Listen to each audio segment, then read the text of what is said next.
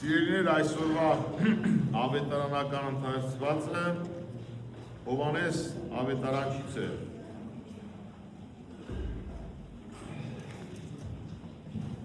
Հիմա բացեմ էջը։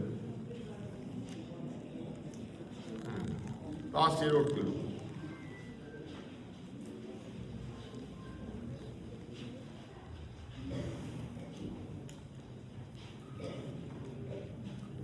Քրիստոս ասում է մեր Տերը. ճշմարիտ եմ ասում ձեզ, ով ոչխարների փարախը դռնով չի մտնում, այլ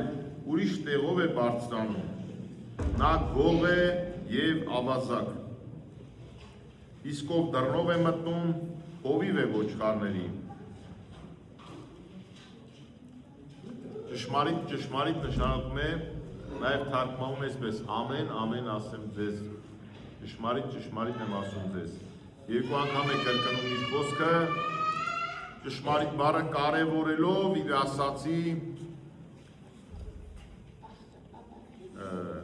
ասած խոսքի ուրեմն կարևորությունը շեշտելով։ Ոչխարների փարախը գիտեք, ոչխարները որտեղ որ մնում են, ունեն մագաղատեղի, այսպես փոքր դրսում որ հավաքում են և կա տեղեր, որ ծածկված է այդպես և որը ունի դուռ։ Հիմա ես մի անգամ ևս այս օրինակ կամ նմանությունը խոսել եմ, վերցնում ենք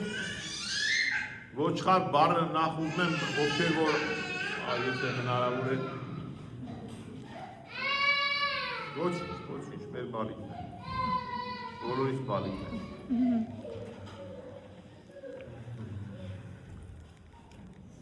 Ուզում եմ, որ ճիշտ ընկալենք, ուրիշ անգամներ ևս, միշտ այդ բառը, լավ, կոմունիստների ժամանակ այդ բառը վիրավորական բառ է դարձել, ոչխար բառը, բայց իրականության մեջ ովքեր ոչխար պահել են, կամ գար, կամ ոչխար, գիտեմ, որ ինքը անվնաս կենդանի և ունի մեր պաշտպանության կարիք ունի, դրա համար միշտ հովիվ է պետք, առաջնորդող է պետք, այդ իմաստով Քրիստոս նմանեցրել է, ասելով, որ մարդը նման է ոչխարի,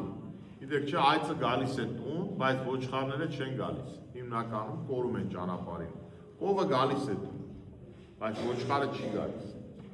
անպայման դիմացից պետք է այծեր լինեն, անպայման հովիվ պիտի լինի, նաև շներ են պահում, խոսում է այդ կենդանու անօգնականությունից։ Շատ լավ, շարունակենք ինչ է ասում։ Ով ոչխարների փարախը չի մտնում դռնով,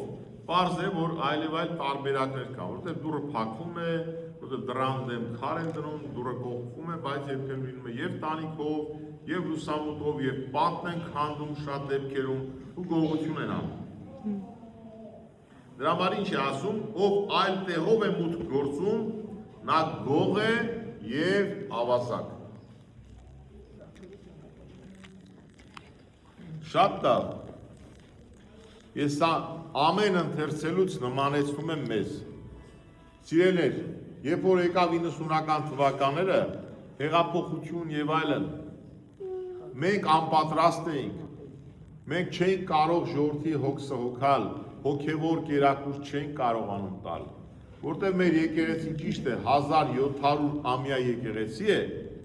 բայց մենք նորից ենք ծնվել 90-ականներին, իսկ դրա համար ժամանակ էր պետք, որ մենք հասկանայինք,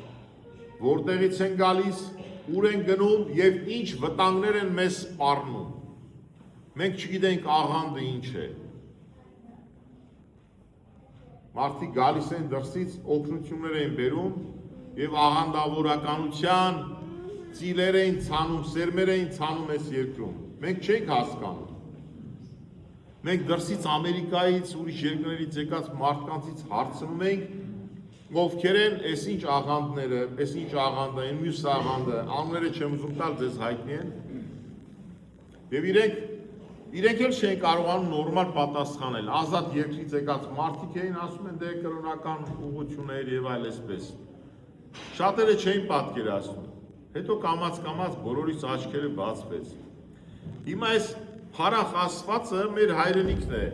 Ոչխար Աստվածը կամ ոչխարները մեր ժողովուրդն է, մեր համայնքը։ Հələ պատկերացրեք, մեկ ունի ոչխարներ, ինքը այդ մարդը չունի համապատասխան սնունդ, հոգևոր սնունդ տալու, հարևանդ է, լավ։ Ինչ պիտի անես, եթե բարի գործ ես անում, պիտի կեր տանես տաս, հարևանիդ կամ հարևանիդ միջոցով կամ դու ինքդ հարևանիդ թույլտվությամբ մուտ գործես, կերակրես կամ կեր տաս։ Կամ մյուս տարբերակը։ Այդ որ ասացի պիտի գաս, Տերը, այդ դուռ Աստվածը մեր համար նաև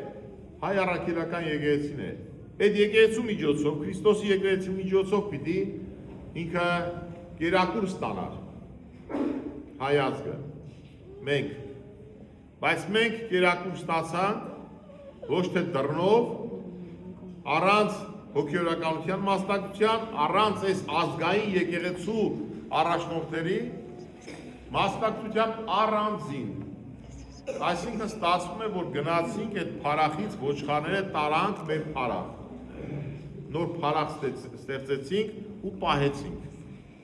Ոչ թե մենք, այլ աղանդավորները, այդպես ասենք։ Որը նշանակում է գողություն և ավազակություն, որը արվեց Քրիստոսի անունով, որը արվեց հանուն հավատքի, որը արվեց հանուն փրկության, այսպես են ներկայացնում։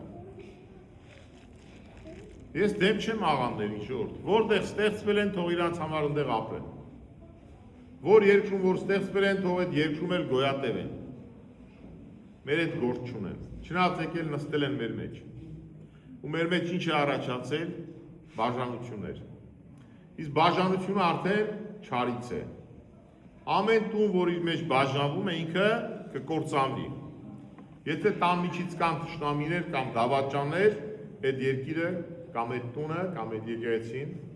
կանգնած է մեծ վտանգի առաջ։ Ամեն ինչ արվում է, որպեսի ինչ ամբողջ իմաստը սա է, մենք չենք հասկանում ինչ է սա։ Հետո հասկացանք, որ ուզում են մեր երկիրը բաժանեն, ժողովրդին բաժան անեն։ Եվ այդպես էլ արեցին։ Ամեն ինչ անել, որ հասարակությունը իրարից տարանջատվի, որ մեր մեջ թշնամություն առաջանա։ Եվ այդ թշնամությունը առաջացավ։ Եվ ինչով արվեց աղանդերի միջոցով, Քրիստոսի անունը տալով։ Ինչ է ստացվում, որ չար գործ արեցին։ Առանց էլ փոքր ազգենք, հետև կիսեցին ու կիսում են։ Հիմա ամեն ինչ արվում է, որ երկրները քանդվեն, ասենք մեր նման փոքր երկիր, ես չեմ քաղաքականացնում,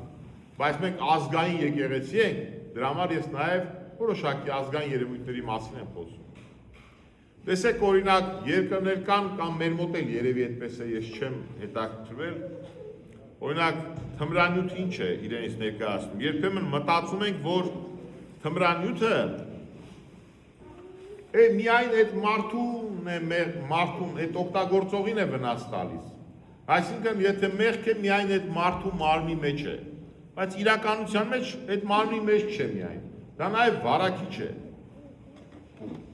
Դրանից բացի նաև ժողովուրդ, այդ թմրանյութ ասվածը պառակտում է հասարակությանը։ Առաջանում են տարբեր տեսակի մարդիկ, տարբեր տեսակ, տարբեր կերպ մտածող, իրարից շատ տարբերվող, այդ չեմ ասում, որ այդ ամեն ինչի հետևանքով մարդու ուղեղը չորանում է,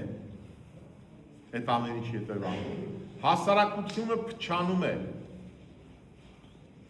այսինքն թմրամոլությունը, որ թույլ են տալիս ազատության անվան տակ շատ երկրներում, որ ազատ օգտագործեք, որպեսզի այդ հասարակությունը պառակտվի, այդ հասարակությունը ուժ չունենա, միասնականություն չունենա։ Հիմա տեսեք միայն թմրանյութը չէ, դրա հետ մեկտեղ նաև ունի շատ ու շատ հարցեր։ Մարդկանց մեջ սերմանել տարբեր հայացքներ, 50 հատ կարծիք են խոսում, դե գիտեք, մեր այսօրվա ինչով ենք սնվում մենք, այդ համակարգիչ ասվածը կամ ինտերնետ ասվածը, համացանցը, Մենք դրանով ենք սնվում, իսկ այնտեղ ինչ տեսակ, ինչ ասես կա, ոչ պրոֆեսիոնալ։ Ըստ այդմ առաջանում են տարբեր շերտեր։ Ըստ այդմ առաջանում են նաև նորից բաժանումներ։ Այսինքն շատ առումներով մեր մոտ կան բաժանումներ։ Եվ քաղաքական առումով կան, եւ տարբեր առումներով կան, որի մասին չեմ ուզում խոսել։ Խոսացողները խոսում են։ Ես հերվից եկա, բայց նորից ասում եմ միտքը շարունակելով։ Եթե մեկ ուզում էր մեր ժողովրդին լավություն անել եւ հիմա էլ ուզում է, որից է մի աշխարհի վրա քրիստոնյա պետություն, դա պիտի աներ հայ եկեղեցու միջոցով, որը չարվեց։ Որը գողություն եւ ավազակություն է համարվում։ Սա է, այսօր այսպես կարճ, ուզեցի, որ նաև մտածենք այդ մասին։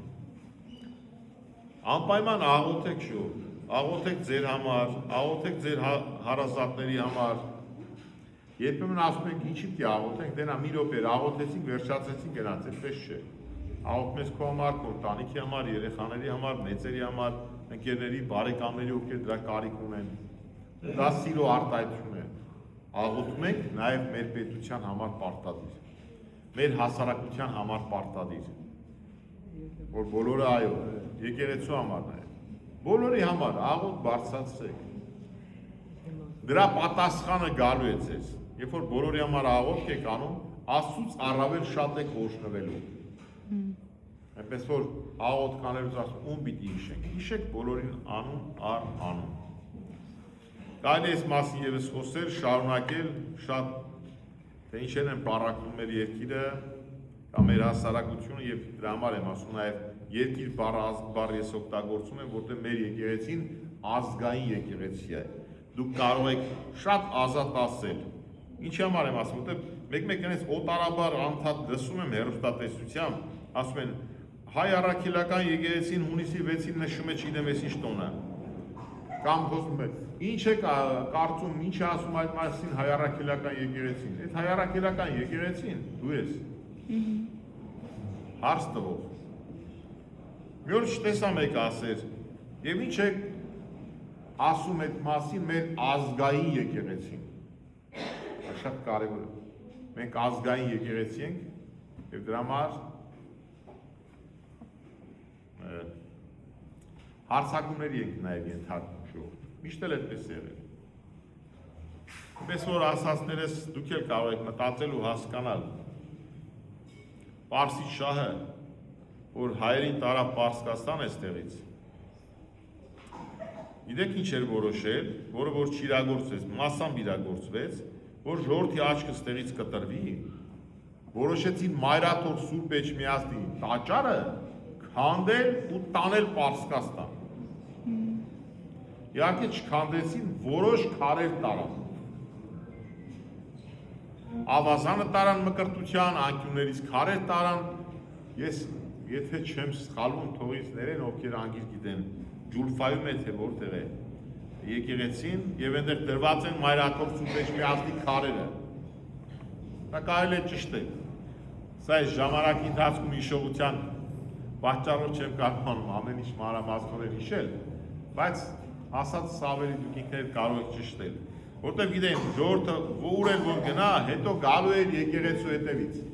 Դրա համար ասում են եկեք եկեղեցին ժողովրդի սրտից հանենք, այս ժողովուրդը էլ ոչ կգնա իր եկեղեցին, ոչ կգնա դեպի իր ազգը, ոչ դեպի իր տարածաշրջանը, ոչ իր հայրենիքը։ Այնպես որ շատ ազգասվածը կապված է նաև հավատքի եկեղեցու հետ։ Դրա համար շատերին կտրեցին եկեղեցուց, որպեսզի կտրվենք նաև ազգությունից։ Այսօր ցավոտ բաների մասին խոսեցի, բայց սա իրականություն է։ Բայց Աստված ողորմած է, նաև դրա համար աղոթեք։ Աստված զորացնի ձեզ, իմաստություն տա, Տիրոջ շնորհներով առաջանանք։ Ամեն։